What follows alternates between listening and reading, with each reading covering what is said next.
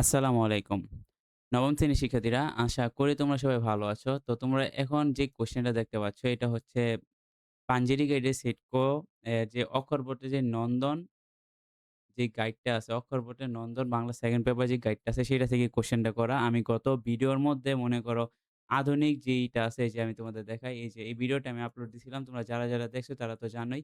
তো এখন আমি দেখো, এখন তোমাদের সাথে এই যে দেখো সিটকো এর যে এই ভিডিওটা আছে, এটা আমি আপলোড দিবো। তো যাদের যেই হুম, বই থেকে এক্সাম হয় তারা ভিডিওটা দেইখা নাও। আর আমি গত ভিডিওর মধ্যেও তোমাদেরকে আমি বললাম যে তোমাদের সেট ক, খ, গ যাই হোক তোমাদের এইখানে মেক্সিমাম মিল থাকে, বুঝছো?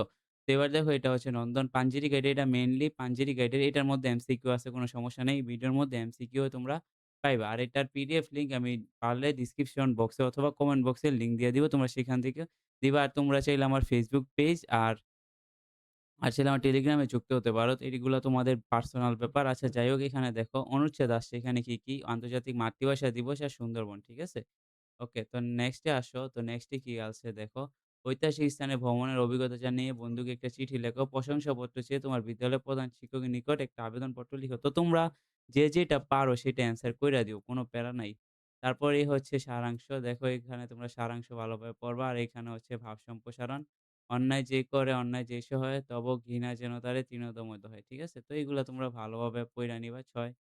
৪ তারপর এই যে দেখো, দেশ গঠনে ছাত্র সমাজের ভূমিকা, কৃষি উদ্যোক্তা, বাংলাদেশের ফুটবল। তো যে যার যেটা আছে এটা পইড়া নিবা।